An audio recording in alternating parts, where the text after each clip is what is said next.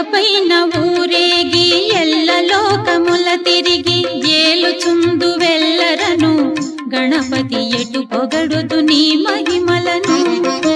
ఎలుకపైన ఊరేగి ఎల్ల లోకముల తిరిగి ఏలుచుందు వెల్లరను గణపతి ఎటు పొగడుదు నీ మహిమలను.